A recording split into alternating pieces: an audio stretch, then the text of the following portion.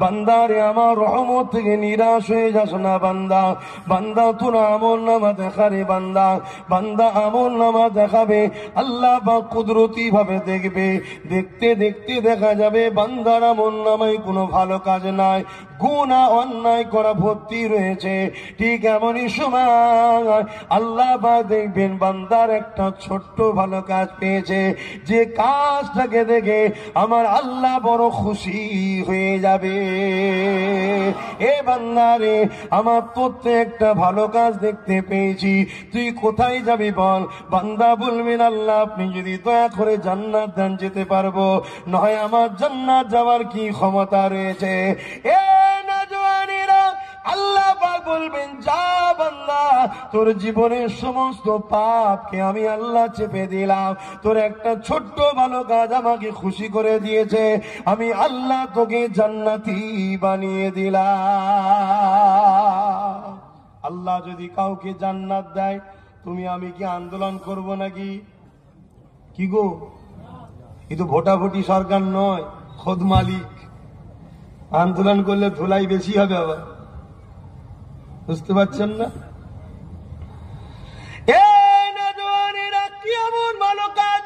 আল্লাহ নবীকে সাহাবারা জিজ্ঞাসা করলেন, ইয়া রাসূলুল্লাহ, হাবিবাল্লাহ, কি এমন ভালো কাজ হবে? আল্লাহ নবী বললেন, শোনো বাবা, একদম প্রচন্ড গরমের সময় একজন মালিক তার একটা পশুকে গাছের তলায় বেঁধেছিল, কিন্তু সূর্য ঘোরার জন্য ছায়াটা ঘুরে গিয়েছিল। প্রচন্ড রোদের গরমের সময়তে ওই পশুর উপরে রোদটা পড়তেছিল, ওই পশুটা গরমে জিভটা বাহির হয়ে যাচ্ছিল, মারা যাবার মতো অবস্থা হয়ে গিয়েছিল। এই যুবকটা রাস্তা দিয়ে যাচ্ছিল, ওর দেখে বড় দয়া হয়েছে, মায়া হয়েছে, আরে আল্লাহর সৃষ্টিটা কষ্ট পাচ্ছে, নিয়ে গিয়ে ছাওয়ায় বেঁধে চার পানি পান করিয়েছে। আল্লাহ বলবে বান্দারে আমার দিয়ে দয়া দিয়ে তুই যদি আমার সৃষ্টির উপরে দয়া করতে পারিস, আমি আল্লাহ কি তোর উপরে দয়া দেখাতে পারি না? যা বান্দা, আমি আল্লাহ তোকে জান্নাতি করে দিলাম। একটা পশুর উপরে যদি দয়া দেখানোর জন্য আল্লাহ জান্নাত দিতে পারে, এই সমাজে লাখো গরিবের ঘরের ভাত নাই, লাখো এতিম কাঁদে এই সমাজের, মুসলিম সমাজের ছেলে। অনেকে আব্বাস সিদ্দিকীর সমালোচনা করে, আমি জানি, দুটো কারণে করে। এক, তাদের পাতে সুরো কম পড়বে, বুঝতে পেরেছে, করতে পারে, আর নচেত মূর্খ। নচেত কি? মূর্খ, পেটে বিদ্যা নেই, সে জানতে পারে না, বুঝতে পারে না। শোনো, 100টা মেয়ে যদি নোংরা জায়গায় থাকে পেটের জ্বালায়, তার মধ্যে 70টা মেয়ে বলতে লজ্জা লাগছে তারা আমার কওমের দাবিদার। কেন বলেন? কেন এত নামাজি, এত হাজি? হজের সময় কলকাতা এয়ারপোর্টে বাপ রে বাপ হাজির লাইন লেগে গেছে, 4 লাখ, 5 লাখ, 6 লাখ। হজ কবুল হচ্ছে তো? খারাপ নেবেন না, আমার কারোর সঙ্গে ব্যক্তিগত রাগ নয়, তোমার আমার কি ডিউটি নয়? আল্লাহর কাবাটায় যাওয়া আগে হয়ে গেল, আমার সমাজের এতিম বিধবা গরিব গুলোকে দেখা আগে নয়? ভুল বলছি নাকি? না খারাপ লাগছে আপনাদের? হ্যাঁ, তুমি যদি আল্লাহর একটা গরিব বান্দিকে হাসাতে পারো, হিফাজত করতে পারো, এতিমকে হাসাতে পারো, আর একদিন রাত্রিরে তুমি ঘুমাবে, কাবা কি কাবার কাবা নবী মুহাম্মদ রসুলকে দিদারে পাবে। জোরে বলুন সুবহানাল্লাহ। যার জন্য কাবা ধন্য হয়েছে, যার কদম লাগাতে কাবা পবিত্র হয়েছে, জোরে বলুন সুবহানাল্লাহ। জানো না কাবার মধ্যে 360টা ছিল, আমার নবী যেই গেল সব কটা নবীর কদমে সেজদা করেছিল, জানো না? আল্লাহ আমার নবীকে কাবার কাবা করেছে। ভাবেন আমার কম, বোঝেন, লা ইয়ারহামুল্লাহু মান লা ইয়ারহামুন নাস। প্রতিটা গ্রামে গ্রামে যুবক ছেলেদের ইউনিট করুন, অরাজনৈতিক ভাবে কোনো কারো পক্ষে আপনারা যাবেন না, আপনারা নিজেরা নিজেদের জায়গায় দাঁড়িয়ে থাকবেন, আপনার গ্রামের এতিমকে সাহায্য করবেন, বিধবাকে সাহায্য করবেন, গরিবকে সাহায্য করবেন। বিশেষ করে আমাদের বাচ্চাগুলোকে এডুকেশন দেন, এডুকেটেড করুন, শিক্ষিত করুন, পড়াশোনা করান, ডাক্তার বানান, উকিল বানান, জজ বানান, ডিএম বানান, আইপিএস অফিসার বানান, ভালো ভালো রাজনীতির নেতা বানান, আমাদের পরের প্রজন্মকে বানান। আর না হয় যেরকম হাড়ে হাড়ে ভুগছে প্যালেস্তাইন, আপনাদেরও ভুগতে হবে। কথা শুনছেন তো নাকি অসুবিধা হচ্ছে? আমি স্পষ্ট কথা বলা পছন্দ করি ভাই। যার নিতে মন যাবে নেবেন, যার নিতে মন যাবে নেবে না। কারো ঠিকালে বসিনি আর কারো খেয়েও বসে নাই যে কে বাঁচাতে হবে ওকে তাড়াতে হবে, না না না না, যে যার ঘর সামলাকে যাও। ৭৭ বছর অনেক লোকের ঘর সামলিয়েছি, আর সামলাবার প্রয়োজন নেই। কথা বুঝছেন না বোঝেন না? যারাই প্যালেস্তাইনবাসী, যাদেরকেই খাইয়েছিল, যাদেরকেই কাপড় দিয়েছিল, যাদেরকেই ঘর দিয়েছিল, যাদেরকেই থাকতে দিয়েছিল, তারাই বড় হয়ে ৮০ বছর পর তারাই আমার ভাই দোকানে মেরে বার করে দিচ্ছে। আজকেও সেই দশা তো আমাদেরও হচ্ছে। যাদেরকে আমরাই কাঁধে করে তুলি বারবার, যাদেরকে বাঁচাই আমরা, যাদের পায়ে কুর্সি যখন পায়ে ভেঙে যায় আমরাই ঠেকো দিয়ে ঠেলে তুলি, তারা যখন উপরে উঠে বসে পড়ে আমাকেই মূর্খ বানায়, আমার চাকরিটাই যায়, আমার ওপরেই কেস দেয়, আমাকেই মিথ্যা গাঁজার কেসে ফাঁসায়। কি গো, আমার সমাজকে করে না করে না? অতএব বাপ অনেক হয়েছে, আর নাই। এবারে তুমি কোন দিকে থাকবে তোমার ব্যাপার। তবে আমি এতটুকু বলে দেবো, অন্যায় করা যেমন হারাম, অন্যায়কারীকে সাপোর্ট করাটাও তেমন হারাম। শরাব পান করা যেমন হারাম, সমাজকে যারা শরাবি বানাতে চায় তাদেরকে সহযোগিতা করাটাও তেমন হারাম। শুনছেন তো নাকি? দেখে দেখে দেখে দেখে মুসলিম এলাকাতে শিক্ষা নেই, স্বাস্থ্য নেই, শুধু রয়েছে কি মেলা, ফাংশন, জুয়া, মদের আড্ডা, নাচ, খেলা। কেন দেয়? কেন এগুলো ইসলামে হালাল না হারাম? হারাম। যাতে করে আমাদের ছেলেরা মেয়েরা আস্তে আস্তে চাই ওইদিকে, যখন ওদিকে যাবে শয়তান তার চেলা ছেড়ে রেখেছে, আস্তে আস্তে চাদরে ঢেকে নেবে, চলে আয়। আমাদের ছেলেগুলো আস্তে আস্তে খারাপ হয়ে যাচ্ছে। আর মৌলী সাহেব যখন দাঁড়িয়ে বলছে, বাবা গান বাজাস নেই রে বাবা, বলছে মৌলী সাহেবকে মসজিদ থেকে বার কর দে। শুনছেন না শোনেন? মুখের তোর স্পর্ধা কি এই সমাজে ঘটছে না ঘটেনি? আমি জানি না আপনাদের এলাকায় কি হয়, কেন প্রথমবার এসেছি। কিন্তু সাবধান হন, পরিবর্তন হন। আমাদের চলার রাস্তা একটাই, লাকাদ কানা লাকুম ফি রাসূলিল্লাহি উসওয়াতুন হাসানা। সবথেকে উত্তম আদর্শ চরিত্রওয়ালা মডেল মুহাম্মদ রাসূল, তিনাকে ফলো করো। যদি তুমি মুক্তি চাও, যদি তুমি জান্নাত বিশ্বাস করো, জাহান্নামের বিশ্বাস করো, তুমি যদি বিশ্বাস করো কবর আছে, কবরে হয় জান্নাতের বিছানা বিছানো হবে না, জাহান্নামের গর্ত হবে, দুটোর মধ্যে একটা। যদি তুমি বিশ্বাস করো কোরআন সত্য, সুম্মা নুফিকা উখরা ফাইযা হুম কিয়ামুন ইয়ানজিরুন, আবার তোমাকে পুনরায় উঠানো হবে, তোমাকে ময়দানে মাশরে দাঁড় করানো হবে। যে ময়দানে মাশরটা কোরআন বলছে কানা মিকদারু 50 আলফা সানাতিন, 50,000 বছরের একটা দিন হবে, যেদিন সূর্যের 12 গুণ তাপ বেড়ে যাবে, মাথার এক বেগ দেখতে এক হাত উপরে আল্লাহ নাবিয়ে দেবে, মাথার খিনুগুলো গলে গলে নাক দিয়ে ঝরবে। যেদিন বাপ বেটাকে শুইয়ে দে তার বুকে পা দিয়ে দাঁড়াবে, বেটা বাপকে জমিনে শুইয়ে দে তার বুকের উপরে পা দিয়ে দাঁড়াবে। যেদিন স্ত্রী তার স্বামীকে, স্বামী তার স্ত্রীকে, এক কথায় যার উপরে যার ক্ষমতা চলবে তাকে জমিনে শুইয়ে তার বুকের উপরে পা দিয়ে দাঁড়াবে। সাহাবারা কাঁদে আর বলে, ইয়া রাসূলুল্লাহ এরকমটা কেন হবে? আল্লাহ নবী বললেন, লোহা যেমন আগুনে লাল হয়, সূর্যের তাপেতে জমিনটা পুরো লাল হয়ে যাবে, লোক দাঁড়াতে পারবে না।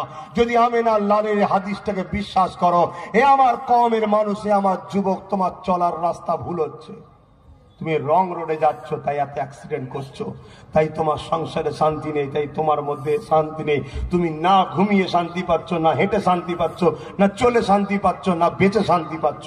তোমার রং লুটে তুমি চলছো, তোমাকে পরিবর্তন হতে হবে। তোমার রাস্তা একটা, মেন আল্লাহ। তুমি ধর্মনীতি নেবে, আমার রসুল থেকে নাও। তুমি পরিবার নীতি নেবে, আমার রসুল থেকে নাও। তুমি এডুকেশন নীতি নেবে, আমার রসুল থেকে নাও। তুমি রাষ্ট্রনীতি নেবে, আমার রসুল থেকে নাও। তুমি রাজনীতি নেবে, আমার রসুল থেকে নাও। কেন? আমার প্রফেট সাল্লাল্লাহু আলাইহি সাল্লাম তিনি টোটাল আমাদেরকে শিখিয়েছে। কেউ যদি মনে করে ইসলাম কমপ্লিট জীবন ব্যবস্থা নয়, তাহলে শুধু ইসলামের মধ্যে কেউ নাই, শুধু বেঈমান হয়ে গেছে। ইসলাম একটা কমপ্লিট জীবন ব্যবস্থা নয়। তাই ইসলামে নামাজ, ধর্মনীতি যেমন আছে, অর্থনীতি আছে, এডুকেশন নীতি আছে, পরিবার নীতি আছে, প্রতিবেশী নীতি আছে, সংসার জীবনের নীতি আছে, আত্মীয়তা জীবনের নীতি আছে। ঠিক তেমনি আমার ধর্মে আপনার রাষ্ট্রনীতি, রাজনীতিও আছে। জোরে বলুন সুবহানাল্লাহ। আমার নবীর রাজনীতি কি বলে? আমার নবীর রাজনীতি বলে, খবরদার প্রজাকে জুলুম করো না, গরিবের হক মেরে লিও না, এতিমকে কাঁদিও না, বিধবার হক মেরে লিও না, যার যেটা অধিকার তাকে তুমি পাইয়ে দাও। আমার রসুল বলছেন, কোন ন্যায়পরায়ণ সত্যবাদী চরিত্রওয়ালা যদি লিডার হয়, ইনসাফ পরায়ণ যদি হয়, আল্লাহ তাকে আরশের ছায়াও দান করবে। জোরে বলুন সুবহানাল্লাহ। কথা বুঝতে পারছেন? আমার নবী এটাই বলছে। সেই নবী পাক সাল্লাল্লাহু আলাইহি সাল্লামকে মজবুত করে ধরো কম, ভাই কি হবে? আবার একদিকে আরেক দল আমাদেরকে আবার ভয় দেখানো হচ্ছে, আমাদেরকে ঘাবড়ানো হচ্ছে না কি গো? একদল তো লুটেই যাচ্ছে, আবার একদল আমাদেরকে ঘাবড়াচ্ছে। শুনছেন না শোনেন? মাফ করবেন, বলবো খারাপ লাগছে নাকি? অসুবিধা হচ্ছে? একদল লোক আমার বেটির ইজ্জত আবরু লুটছে, শুনছেন না শোনেন? আর আমি যখনই বলছি কি হচ্ছে এটা কি হচ্ছে, অমনি বলছে বেশি কথা বলিনি, ও এলে তোর মেয়েকে মার্ডার করে দেবে। শুনছেন না? তো তুই কোন সা আমার বেঁচিয়ে রেখেছিস? আমার বেটির ইজ্জত চলে যাওয়া মানে আমি কি আর বেঁচে আছি না আমার বেটি বেঁচে আছে? বলুন। একদল আমাদেরকে লুটেই যাচ্ছে, আর একদল আমাদেরকে ভয় দেখাচ্ছে। বুঝতে পারছেন না? আর আমার কম ঘেবড়ে গেছেন নাকি আপনারা? কি গো ঘেবড়ে গেছেন? আহা, বদরের সেদিনের কথা কি ভুলে গেছেন? শোন না রে বাবা, কোথা বাড়ি তো এখানে? বদরের সেদিনের কথা ভুলে গেছেন? হ্যাঁ, আল্লাহ নবী যখন ন্যায়ের পক্ষে দাওয়াত দিয়েছেন, ইনসাফের পক্ষে দাওয়াত দিয়েছে, মক্কার আবু জেহেল আমার নবী পাককে জানে পর্যন্ত মারতে চেয়েছে। আল্লাহ পাক আমার নবী পাককে হুকুম দিলেন, নবী আমার ইয়াসরিব মদিনাতে চলে গেলেন। অনেক বড় কথা, নবী পাকে মদিনায় গিয়ে মদিনার অর্থনীতিকে ডেভেলপমেন্ট করতে লাগলো, মদিনার শিক্ষানীতি বাড়াতে লাগলো। মদিনায় নবী যখন যায়, মাত্র দুজন লোক সই করতে পারত, লিখতে পারতো না, সই করতে পারতো শুধু কজন? দুজন। নামটুকু কোন রকম সই করতো। একজন দেখবেন পয়সা লিবার জন্য ব্যাংকের বই খুলতে হবে, কোন রকম 4 দিন 5 দিন ধরে সই করেছে। আকার এই দিকে থাকে তো আর একটা অক্ষর সে ওই দিক চলে যায়। কি গো সমাজে দেখেন না? ওই রকম দুজন লোক ছিল লক্ষ লোকের মধ্যে, বাকি সব মূর্খ। সেই মদিনাকে নবী এত শিক্ষিত করেছে, আহা, সবকিছু শিক্ষা দিয়েছে। আল্লাহ নবী মদিনার নবাবী শরীফ খুলল, মসজিদ। শুধু সেখানে ধর্ম শিখিয়েছে তা নয়, একদিকে নবী সায়েন্সের শিক্ষা, একদিকে রাষ্ট্রবিজ্ঞানের, একদিকে হিস্ট্রির, একদিকে কেমিস্ট্রির, একদিকে দর্শনের, একদিকে ফিলোসফি, এই নানা রকম ভাবে নবী চতুর্মুখী শিক্ষা দিয়ে কাউকে বিজনেস শিখাচ্ছে, কাউকে রাজনীতির পলিসি, এরকম করে শিখিয়ে শিখিয়ে নবী তাদেরকে এত দূর তুলে দিয়েছে। আজকের তারিখে পৃথিবীর সর্বদিক দিয়ে শ্রেষ্ঠ যদি বলা হয়, সেই জায়গার নাম হলো মদিনা। জোরে বলুন সুবহানাল্লাহ। আমেরিকার কাছে থাকতে পারে পরমাণু বোমা, বড় বড় শক্তি, কিন্তু আমেরিকায় নারীরা নিরাপদ নয়। প্রতি সেকেন্ডে মার্ডার হচ্ছে, ধর্ষণ হচ্ছে। আমি আমার গল্প বলছিনি, তুমি যাও ওয়েবসাইটে দেখো। আর আমার নবী 1450 বছর আগে নিজাম তৈরি করে দিলেন, কানুন তৈরি করে দিলেন, সিস্টেম তৈরি করে দিলেন। সেদিন থেকে আজ পর্যন্ত ধর্ষণ তো দূরের কথা, একটা কেউ কোন নারীকে ইফটিজিং করে নে। এটা মোহাম্মদ লালের শেখানো। জোরে বলুন সুবহানাল্লাহ। এটা আমেনা লালের তৈরি করা আদর্শ। জোরে বলুন সুবহানাল্লাহ। আজকে বলুন, আমাদের বেটিগুলো নিরাপদে আছে কি গো? আমার রাসূল পাক সাল্লাল্লাহু আলাইহি সাল্লামকে মডেল বানান, নবীকে ফলো করেন। নবী আমাদের একমাত্র মডেল। অনেকে আবার আমাদেরকে মিস ইউজ করবে, গণতান্ত্রিক দেশ, সব ঠিক আছে। আরে গণতান্ত্রিক দেশে যদি সবারটা চলে, আমারটা চলবে না কেন? কিন্তু আমি ভুল শিখাচ্ছি নাকি? আমার কথাই শয়তান ও তার চালাদের কষ্ট হতে পারে, তোমাদের কষ্ট হচ্ছে না তো? আমার কথা ভুল হচ্ছে? সবারটা চলছে। এই জমিনে মদও চলছে, জুয়াও চলছে, জেনাও চলছে, খুনও চলছে, ব্যভিচারী চলছে, লুট চলছে, ধোঁকা চলছে, ফ্রড চলছে, চিটিংবাজি চলছে, দেশ থেকে বিক্রি পর্যন্ত করা চলছে। চলছে, সবটাই চলছে। আর আমিনার লাল মানে তো ইনসাফের নাম, ইনসানিয়াতের নাম, মানবতার নাম, সভ্যতার নাম, প্রেমের নাম, ভাতৃত্বের নাম, সাহারার নাম, গরিবকে আশ্রয় দিবার নাম, ভোকাকে খানা খাওয়াবার নাম, বিধবাকে মর্যাদা দিবার নাম। আমিনার লাল মানে রাষ্ট্র নিরাপত্তার নাম। জোরে বলুন সুবহানাল্লাহ। সেটা চলবে না কেন? যত রোগ সব আমাদের মধ্যে ঢুকেছে কেন? আমাদের মধ্যে একদল মুনাফেক আছে, তাদের বাইরের বাহ্যিকটা সব আমাদের, ভেতরের ঠোলটা সব চাইনা। বোঝেন না? এখন যত মোবাইল আছে দেখবেন বাইরের ঠোল বিভিন্ন কোম্পানির স্টাম্প দেওয়া আছে, কিন্তু ভেতরের পার্টস গুলো সব চাইনা। আমাদের মুসলমানদের মধ্যে কিছু আছে বাইরেটা ইমানদার মুমিন মুসলমান লাগছে, ভেতরের পার্টস গুলো সব ইবলিসদের। তারা আমাদেরকে শুধু সুশ্রী দেয়, এইসব করার কি দরকার, এই করার কি দরকার, আরে দুদিনের দুনিয়া আল্লাহ আল্লাহ করে লাও, আল্লাহ আল্লাহ করে লাও। তাহলে আল্লাহ আল্লাহ যদি করে লাও তো আল্লাহ কেন শিখালো রব্বানা আতিনা ফিদ দুনিয়া হাসানা? আল্লাহ আমার দুনিয়ার ভালাই দেন, তা দুনিয়ার ভালাই কিসে হয় জানতে হবে না?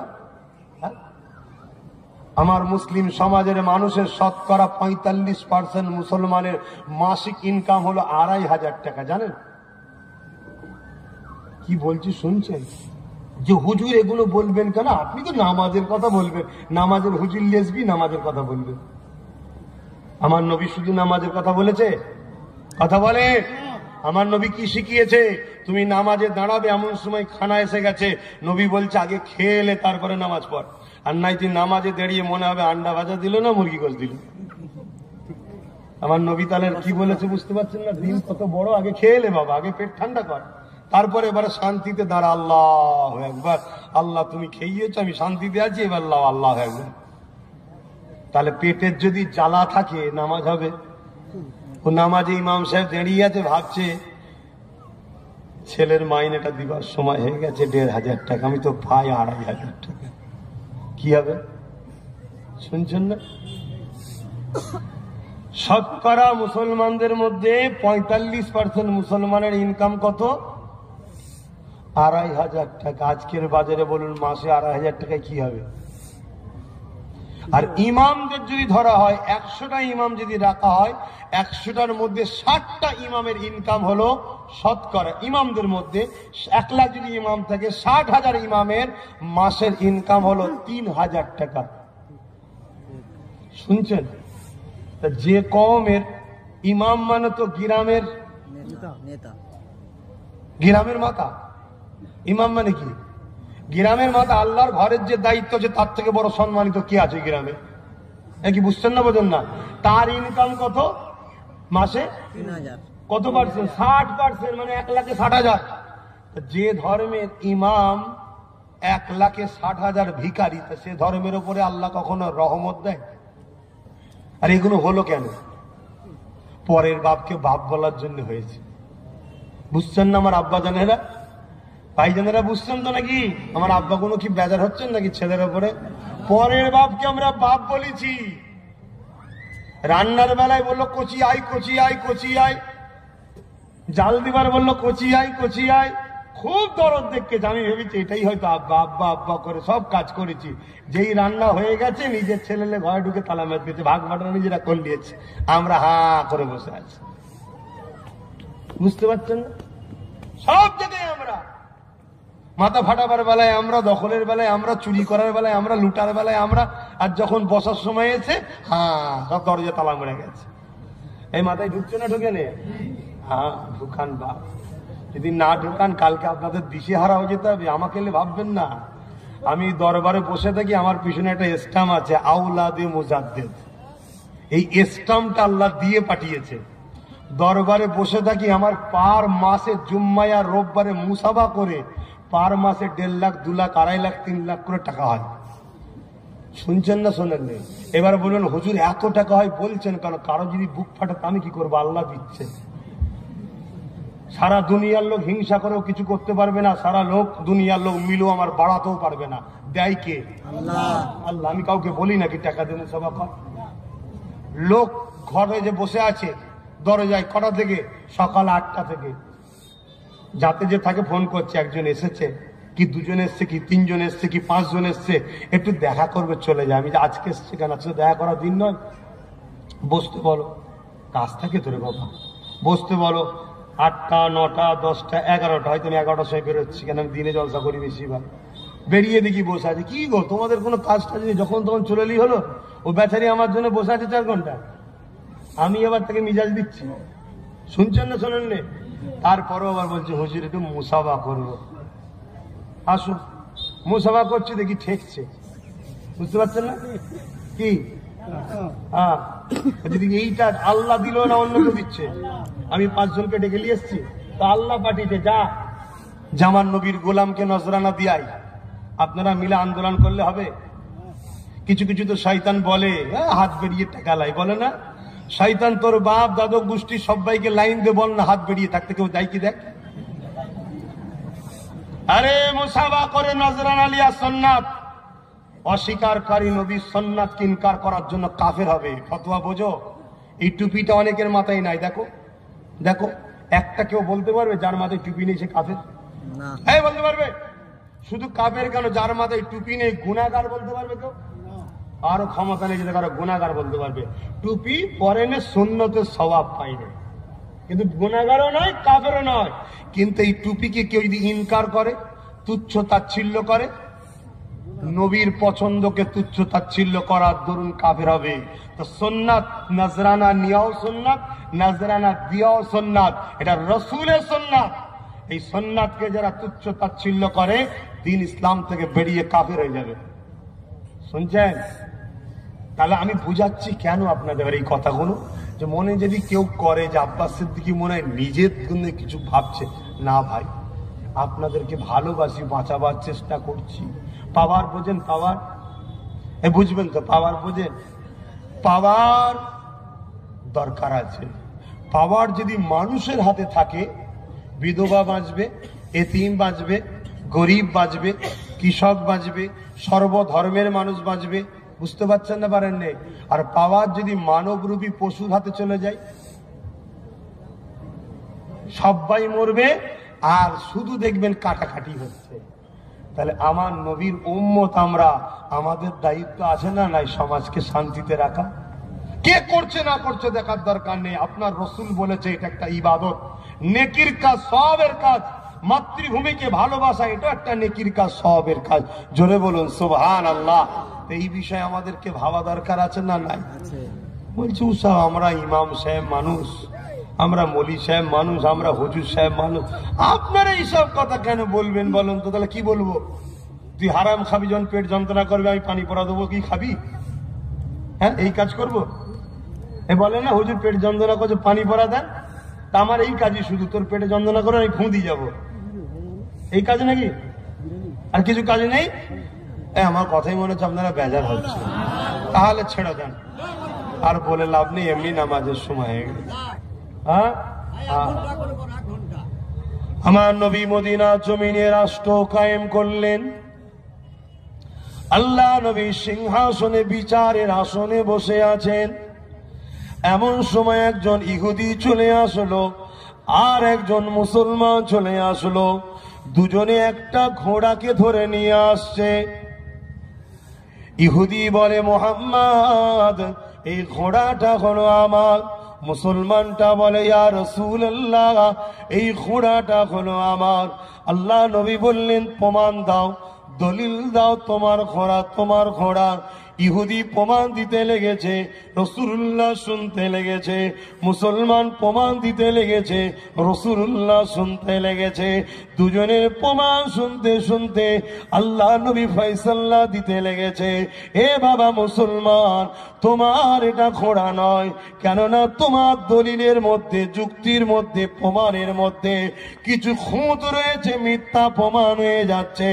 আর ইহুদির প্রমাণটা মজবুত আছে, তাই মুহাম্মদ ফয়সালা দিয়ে দিলাম, এই ঘোড়াটা হলো ইহুদি। এই ইনসাফ যদি প্রতিষ্ঠিত হয়, তাহলে এই সমাজের গরিবরা তবেই বাঁচবে। শুনছেন না? শোনেন, এই ইনসাফ আছে? বলবেন তো? দুজন গিয়ে দাঁড়িয়েছে বিচারের জায়গায়। একজন সোনার চেন টেন পরা, হাতে সোনার বেল্টেল, বুঝতে পারছেন না? বুকের বোদামটা একটু খোলা আছে, সোনার মোটা চেন। বুঝতে পারছেন? দেখছি এর কাছে মাল অনেক আছে, আর একজন ছিঁড়া ফাটা বেচারি, জমিটা তারই। ফাইসাল্লাহ কোন দিকে যাবে মনে হচ্ছে? সেই সমাজে বাস করে এই অন্যায়ের বিরোধী না করে তুমি আল্লাহ আল্লাহ করছো, আল্লাহ ধরা দেবে। হ্যাঁ, এজন্য আল্লাহ পাঠিয়েছে। শোনো শোনো, ভুল আমি বলে যাচ্ছি না। অন্যায়ের বিরুদ্ধে লড়াই করার নাম হলো ইসলাম। সমাজকে মদ মুক্ত করে তোলার নাম ইসলাম।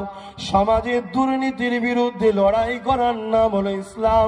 সমাজে এতিমদেরকে সাহারা দিবার নাম হলো ইসলাম। গরিবদের পক্ষে দাঁড়িয়ে লুটেরাদের বিরুদ্ধে লড়াই করার নাম হলো ইসলাম। ইসলামকে আমরা যদি মসজিদের মধ্যে সীমাবদ্ধ করে দেই, তাহলে আল্লাহর কাছে কিয়ামতের দিন জবাব দিতে হবে। ইসলাম দুটো পাট্টির উপরে দাঁড়িয়ে আছে। আপনাদের এলাকায় রেল লাইন আছে কি আমি জানি না, রেল দেখবেন দুটো পাট্টির উপর দিয়ে চলে। বোঝাবার জন্য বলছে এই রেলটা হলো ইসলাম। ইসলামের এই রেলগাড়িটা দুটো পাট্টির উপর দিয়ে চলে। আল্লাহ বলে দিচ্ছে, কুনতুম খায়রা উম্মাতিন উখরিজাত লিন-নাস তা'মুরুনা বিল মারুফ ওয়া তানহাউনা আনিল মুনকার। নাই করো, নাইয়ের পক্ষে থাকো, নাইকে সাথ দাও, নাইকে আগিয়ে নিয়ে যাও। অন্যায় করো না, অন্যায় বিরোধী করো। আল্লাহ জানিয়ে দিল অন্যায়কে সমাজ থেকে মিটিয়ে দাও। কার হুকুম? আল্লাহু আকবার। এটা কার হুকুম গো? বলবেন না? আল্লাহর হুকুম। যিনি আমাদের কে গো? সৃষ্টিকর্তা রব, তিনি হুকুম করেছে। আর একটু খুলে বলছি শোনো, তোমরা তো চাষবাস করো কি জানি না, চাষ করো? চাষটাস আছে? আল্লাহ তো মনে হয় শহর করে দিয়েছে, না শহর তলি করে দিয়েছে, তাই তো নাকি? শহর হয়, শহর হবে না শহর তলি হবে। চাষবাস যেখানে হয় দেখবে সারা রাত ধরে পানি দিতে হয়, পরের দিন সমাজ সকালে গিয়ে বীজ রোপণ করে। সারা রাত ধরে পানি চলে, সকালে গিয়ে বীজ রোপণ করে। ধরো সারা রাত ধরে পানি দিলে জমির কিছু আলে ভোগ বোঝেন কাটা থাকে, কাটা রয়েছে, কোনো বন্ধ করলে না, সকালে গিয়ে জমিতে চাষ করা যাবে? বোঝাবার জন্য বলি, সারা রাত ধরে নামাজ পড়লে, রোজা রাখলে জীবনে, হজ করলে জীবনে, এগুলো সব পানি দিলে সকালে উঠে দেখছো কিছুই পাবে না। যদি অন্যায় গুণকে, রাল গুণকে যদি বন্ধ না করো, সুদ থেকে দূরে থাকতে হবে। আজকে দিনে তো প্রতিটা বাড়ি বাড়ি লোন ঢুকিয়ে দিয়েছে। আবার সিস্টেম কি, মহিলা না হলে লোন দেবে না, এ আছে না? না বলবেন তো। আবার একটা কি লোনের সিস্টেম বেরিয়েছে, তার আবার সেক্রেটারি মহিলাদের করছে। কথা বললেন? আবার সুন্দরী না হলে হবে না, সেজে গুজে যেতে হবে। হ্যাঁ, কি চলছে বুঝতে পারছেন না? আমার কথা খারাপ লাগছে? সংক্ষেপ করবো, বোঝা যদি হয় বুঝে নাও। শিগগিরই পৃথিবীতে দুজন আসছে, একজন রহমানের দিকে আর একজন শয়তানের দিকে। রহমানের দিকে যিনি আসছে তিনি হলেন হযরত ইমাম মেহেদী আলাইহিস সালাম। শয়তানের দিকে যে আসে সে হলো কানা দাজ্জাল। ওই দাজ্জাল পৃথিবীতে তখন আসবে যখন এই পৃথিবীর জমিনে মানুষ কোনো অভাব থাকবে না, তারপরও কিন্তু ভিখারি হয়ে যাবে। বাড়ি গাড়ি সব থাকার পরও ফিরি ফেলে ছাড়বে না, বাড়ি গাড়ি সব থাকার পরও হাত পাতা অভ্যাস হয়ে যাবে। ওই সময়তে পৃথিবীর জমিনে দাজ্জাল আসবে। এই পৃথিবীকে দাজ্জাল আনার জন্য পৃথিবীর জমিনে প্রকল্প চালু হয়ে গেছে। দেখবেন এই সমাজে যা দুতলা বাড়ি, সেই কিন্তু গরিবের ঘরটা নিজের নামে লিখায়। এই সমাজে দেখবেন যার কোনো অভাব নাই, সেই দেখবেন গরিবের মাসে চালটা তার নামেই আসে। এটা হলো দাজ্জালি একটা প্ল্যান। এই প্ল্যান ভিখারি তৈরি করার জন্য। অপরদিকে আর একজন আসছে, তিনি হলেন হযরত ইমাম মেহেদী আলাইহিস সালাম। আপনি কোন দিকে থাকবেন সেটা এখন থেকে ফয়সালা করে নেন। যেমন দাজ্জালের দলে কাজ হচ্ছে, আমরাও ইমাম মেহেদী হুজুরের পক্ষে কাজ করতে লেগেছি। ওপেন বলে যাচ্ছি, হ্যাঁ আপনি বলবেন দাজ্জাল দাজ্জালের দিকে তো পাওয়ার আছে, দাজ্জালের দিকে তো ক্ষমতা রয়েছে। কি হয়েছে তাতে? শোনো শোনো, কিছুদিন আগে প্যালেস্টাইনে যখন লড়াই হয়েছিল, মনে রাখবে ইসরায়েলের দিকে পৃথিবীর সমস্ত পাওয়ারফুল শক্তিগুলো ছিল, সুপার পাওয়ার গুলো ইসরায়েলের দিকে ছিল। আমেরিকা কার দিকে? ইসরায়েলের দিকে। ব্রিটেন কার দিকে? ইসরায়েলের দিকে। ফ্রান্স কার দিকে? ইসরায়েলের দিকে। সবাই ইসরায়েলের দিকে ছিল। যাদের কাছে সুপার পাওয়ার রয়েছে, পারমাণবিক বোমা রয়েছে, এমন করে বড় বড় রকেট হাম রয়েছে, সবই থাকার পরও তো ছোট্ট একটা প্যালেস্টাইনের পাশে কেউ দাঁড়ায়নি। না আরব দাঁড়িয়েছে, না কোনো দুনিয়া দাঁড়িয়েছে। আর প্যালেস্টাইনও বলেছিল কারো আমাদেরকে লাগবে না, আমাদের জন্য আমাদের মালিক রয়েছে।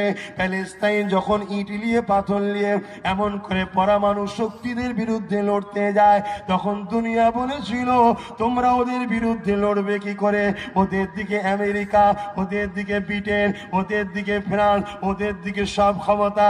তখন প্যালেস্টাইনের বাচ্চাগুলো বলেছিল ওদের দিকে সবাই থাকতে পারে, মনে রেখে দিও আমাদের দিকে মসজিদে আকসা রয়েছে, যে মসজিদে আকসায় আমিনা আল্লাহ ইমামতি করেছে।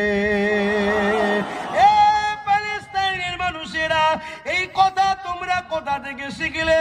তারা বলতে লেগেছে বদরের জমিনে যখন জালিমদের সংখ্যা 1000-এর উপরে ছিল, আর মদিনার গরিবদের সংখ্যা, নবীর সাহাবাদের সংখ্যা মাত্র 313 জন ছিল।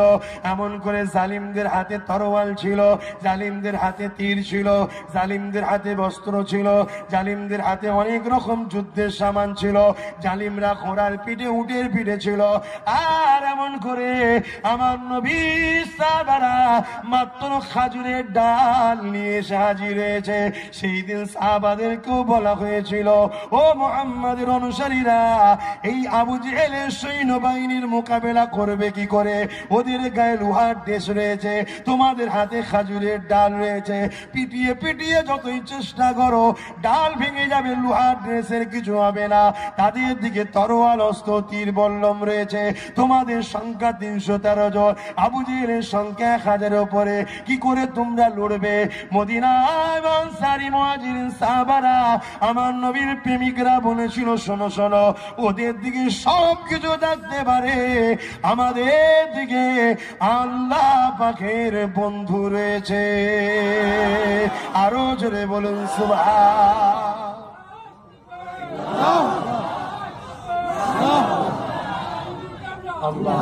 শোনেন, অতএব পৃথিবীতে কার দিকে কি আছে আমার দেখার দরকার নেই। আমি যদি হকের উপরে থাকি, সত্যের উপরে থাকি, মজলুমের পক্ষে থাকি, গরিবের পক্ষে থাকি, বিধবার পক্ষে থাকি, এতিমের পক্ষে থাকি, অসহায়ের পক্ষে থাকি, সভ্যতার পক্ষে থাকি, শোনো, যদি আমি একাও থাকি, পুরো পৃথিবী যদি মিথ্যা অন্যায় এক হয়ে যায়, তথাপিও কামিয়াবি বিজয় আমারই হবে। জোরে বলুন সুবহানাল্লাহ। এটা মোস্তফার গোলামের ঈমান। শুনছো না শোনোনি? হ্যাঁ, ইতিহাস খুলে দেখো না, পৃথিবী বিখ্যাত সন্ত্রাস চিঙ্গিস খান, নাম শোনেন? ও কন্টাক্ট নিয়েছিল ইসলামকে মুছে দেবো। বাগদাদের জমিনে যখন হামলা করলো, পুরুষ বাগদাদকে উজাড় করে দিল। আমাদের মা বেটিদের কল্লা দিয়ে বড় বড় রাজপ্রাসাদ তৈরি করেছে, মাথা দিয়ে, ইটের জায়গায়, পাথরের জায়গায়। শুনছো তো? তারপরও চিঙ্গিস খানের কোনো নাম নিশানা আছে? বলো বলো বলো। আর আজকে আমরা এখনো 200 কোটি আছি। জোরে বলুন।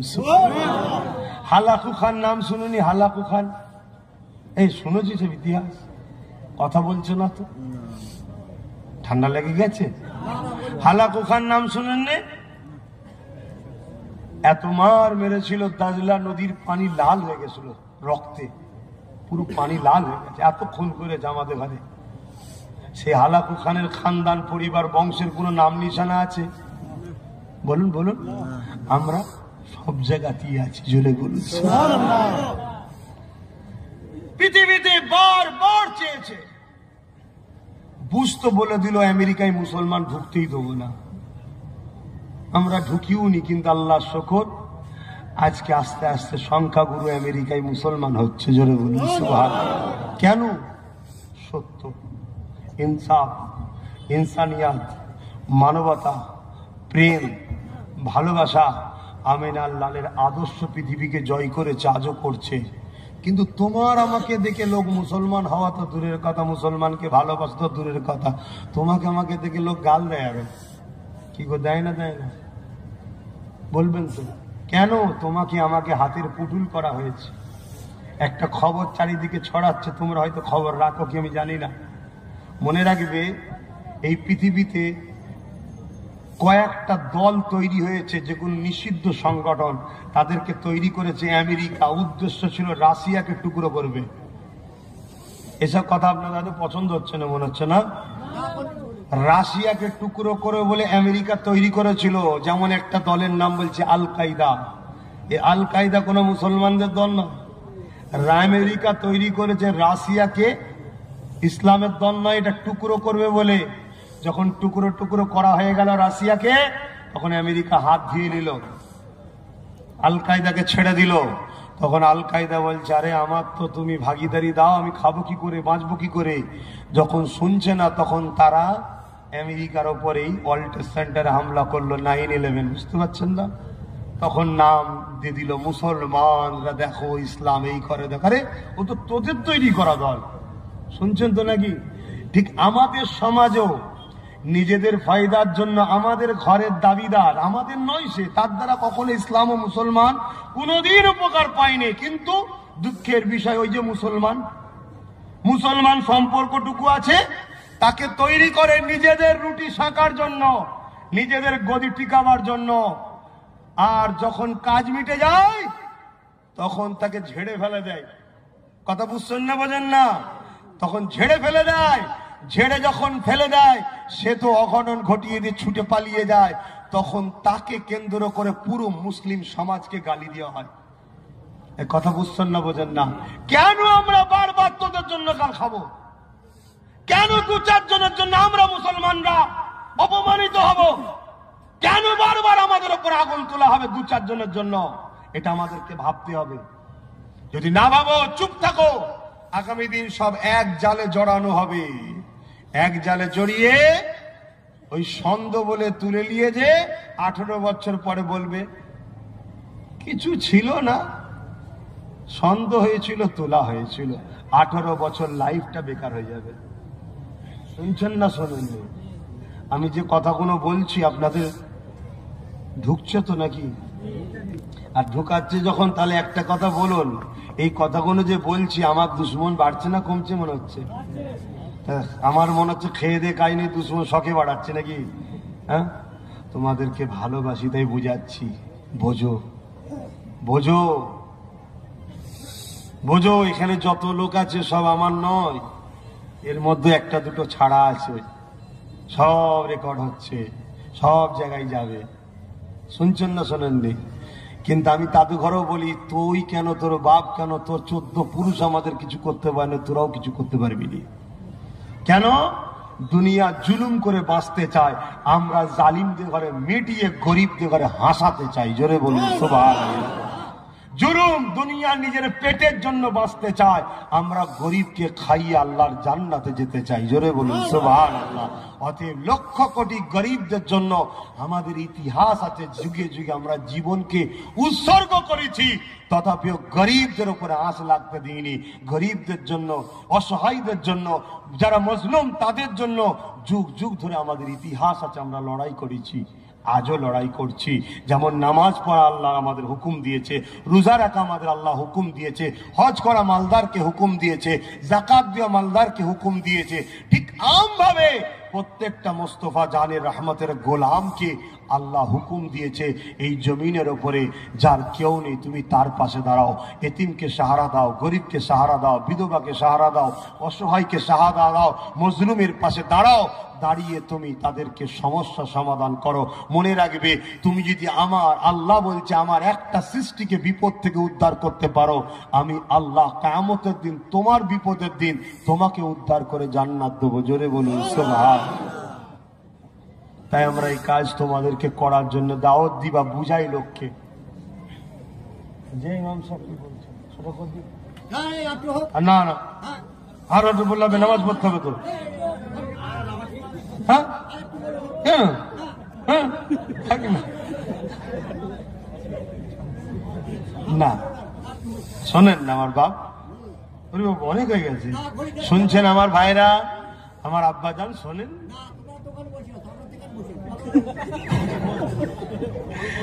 আব্বা যান শোনেন, যেটা বলি শোনেন, কথা শুনবেন তো। সেটা হচ্ছে এটাই, ভালো ভালো খান, অল্প খান। ইসলামের হুকুম পেটকে 3 ভাগ করতে হয়। ক ভাগ? 3 ভাগ। বলবেন তো, পেটকে ক ভাগ করতে হয়? 3 ভাগ।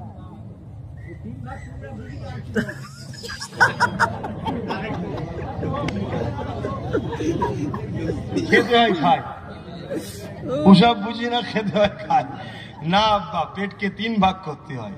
3 ভাগের মধ্যে 1 ভাগ পানি, 1 ভাগ খাবার, আর 1 ভাগ খালি রাখতে হবে। কথা বুঝছেন না? এটাই তো বলছি তো। তাহলে 1 ভাগ কি করতে হবে? খালি রাখতে হবে, 1 ভাগ পানি দিতে হবে, আর 1 ভাগ খেতে হবে। এটা হচ্ছে ইসলামের নিয়ম। তাহলে আমাদের খাবারও সিস্টেমটা ইসলাম শিখিয়েছে। বলুন সুবহানাল্লাহ। আমরা যখন শুতে যাব, ঘুমাতে যাব, কিভাবে ঘুমাতে হবে ওই শিক্ষাটাও ইসলাম দিয়েছে। জোরে বলুন সুবহানাল্লাহ। কিভাবে? ডান দিকে কাত হয়ে শোবার কথা ইসলাম বলেছে। আরে আজকে 150 বছরের বিজ্ঞান বলছে হ্যাঁ ডান দিকে শুলে হার্ট ভালো থাকে। শোনো, আমার আমেনা লালটের 1000 বছর আগে বলেছে ডান দিকে যদি শোই, হাড়টা বাঁ দিকে আছে। কথা বুঝে আসছে? ডান দিকে যখন কাঁধে শোবে হাড়টা পুরো ফ্রি হয়ে যায়, আর বাঁ দিকে যদি কাঠ হয় হাড়ের ওপরে চাপ পড়ে, তা হাড় অ্যাটাক করে, স্ট্রোক হয়ে যায়। আর ডান দিকে যদি কাঁধে শোই, হাড়টা ফ্রি থাকে, ঘুমও ভালো হয়, নিঃশ্বাসও ভালো হয়, শরীরও ভালো থাকে। জোরে বলুন সুবহানাল্লাহ। এটাও ওয়াজ হচ্ছে আব্বা, তাই তো বলছি তো, এটাও আজ হচ্ছে।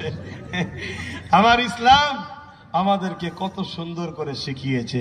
সব কিছু সিস্টেম আল্লাহ রসুল আমাদেরকে শিখিয়েছে, যাতে করে আমরা দুনিয়াতেও কামিয়াবি হতে পারি, আখিরাতেও কামিয়াবি হতে পারি। দুনিয়ার কামিয়াবি বলতে একটা সুন্দর সুস্থ শরীর থাকা, এটাও তো একটা কামিয়াবি। কি গো? হযরতে মুসা আলাইহিস সালাম আল্লাহ পাককে বলেছিলেন, আল্লাহ আপনার উম্মতের মধ্যে, আল্লাহ পাক আপনি যদি মুসা হতেন আর আমি যদি আল্লাহ হতাম, আপনি আমার কাছে কি চাইতেন? আল্লাহ বললেন, মুসা তুমি যদি আল্লাহ হতেন, আমি যদি মুসা হতাম, আমি তোমার কাছে সুস্থ শরীর চাইতাম। বলুন সুবহানাল্লাহ। আমার প্রত্যেকটা যুবককে বলবো, তোমাদের এলাকা কত সুন্দর মাঠ রয়েছে, প্রতিদিন ফজরের নামাজ পড়বে, পড়েই মাঠে আসবে, বা আরো যেখানে মাঠ আছে মাঠে যাবে। সবাই তোমরা খেলাধুলা করবে, ছুটোছুটি করবে, এক্সারসাইজ করবে, শরীরকে ঠিক রাখবে, কেন শরীরে একটা বড় নিয়ামত। জোরে বলুন সুবহানাল্লাহ। আমার নবী আমাদেরকে শিখিয়েছে কোন সময় কিভাবে কি খেতে হবে, ওটাও শিখিয়েছে। আল্লাহ নবী রাত্রিরে একেবারে সকাল সকাল খেয়ে নেবার কথা বলেছে। সন্ধ্যা খেয়ে নিয়ে সকাল সকাল নামাজ পড়ে নবী ঘুমাতে বলেছে। কেন?